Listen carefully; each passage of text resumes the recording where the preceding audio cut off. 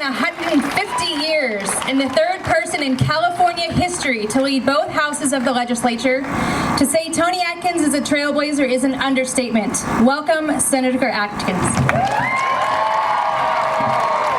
Molly, thank you. Good morning, San Diego.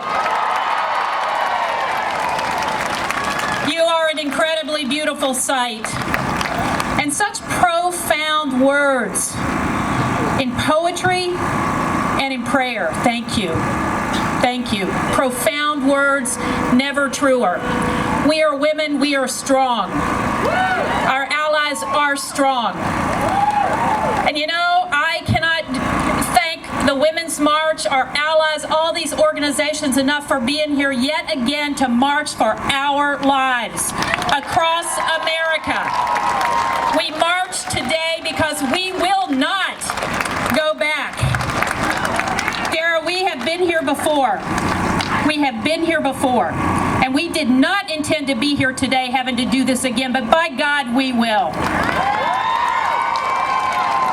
We will. You know, before I entered public service as an elected official, I worked at a clinic. I worked at a clinic in San Diego and in San Ysidro in Los Angeles. And we withstood Operation Rescue. Again and again, we fought parental notification laws across California, in our community, and across this country. I met Karen Bell, the mother of Becky Bell. She died. She was a young woman who did not want to disappoint her family. So she got an illegal, unsafe abortion. And she died never telling her parents that that's what she had done. You remember, Karen. Her parents were staunch conservatives until they lost their daughter. And they said, enough. I understand how many other young women have to find refuge elsewhere to get their health care. This is a civil rights for us. This is a civil rights for women. I knew that when I was 13. Thank you for that sign. I am only 13, but I understand. That's what she says. We understand what they're trying to do.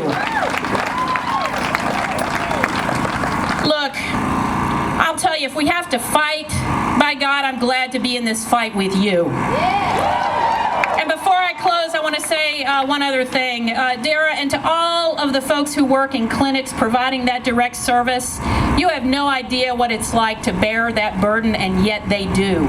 They show up every single day.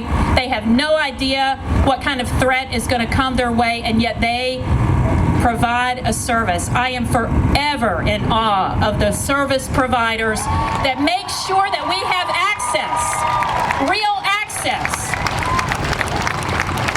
A couple of weeks ago, I have a couple of legislative partners, Governor Newsom and the Speaker of the California Assembly, Anthony Rendon, and I, as the three legislative leaders in this state.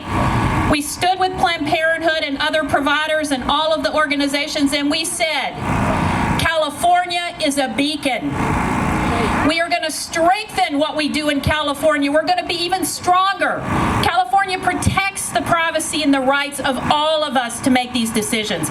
But we have to be stronger because we have to be a beacon, and we have to be a place where people, women can come with their friends and their family and their allies and feel safe and know that they're going to get a service. And we're going to have to double down and triple down.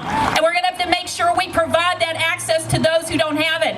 I remember being in a clinic and helping women come from Mexico and find the money and hold their hands. I remember when women came from other states because they couldn't get the service they needed there. I remember, and you know what, we will be that beacon, but we're not done, and we're not going to give up, and we are going to fight, and I would say don't fuck with this senator.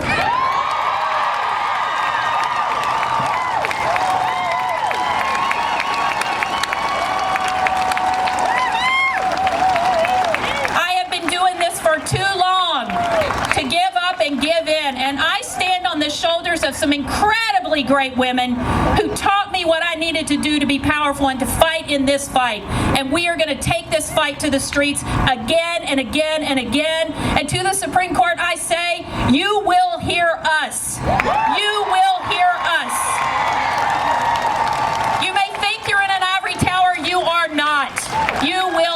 us. You will hear our voices. Our daughters, our granddaughters, our sisters, our families. We will fight. We will fight. Yes? Fight!